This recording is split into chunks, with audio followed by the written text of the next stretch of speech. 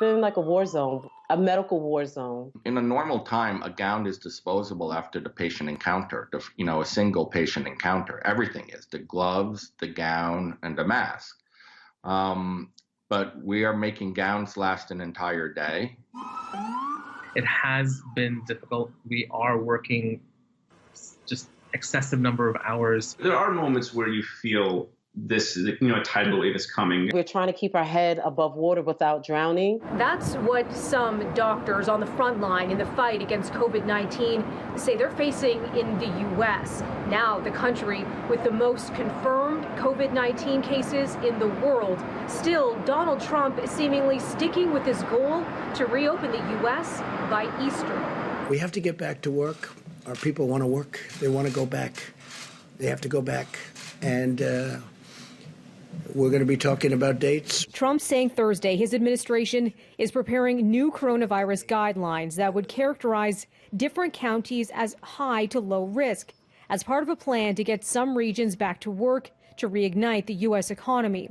On CNN, Dr. Anthony Fauci from the White House Coronavirus Task Force calling Trump's timeline aspirational. Experts warn that lifting social distancing measures early could lead to more infections and more deaths as potential new hotspots emerge in cities like New Orleans, Chicago, and Detroit. New York is still by far the most affected state, with nearly 45,000 known cases by Friday afternoon. There are now plans to build a total of 8 temporary hospitals. But now we're looking at about 21 days for a possible apex. So we want to do everything we can to be ready for that increased capacity that could hit us in 21 days and ramp up the hospital capacity. The Canada-U.S. border remains closed to non-essential travel, and on Friday, reaction from top Canadian officials after the Wall Street Journal reported the U.S. drops proposal to put troops at Canadian border, a proposal the Prime Minister and his deputy strongly oppose.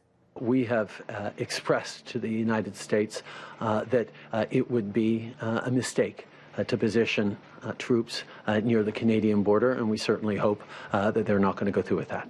There is no logical reason to militarize our border with the United States. And we have been very clear also that such an action would damage our relationship. Both Chrystia Freeland and Justin Trudeau saying Friday their talks continue with the U.S.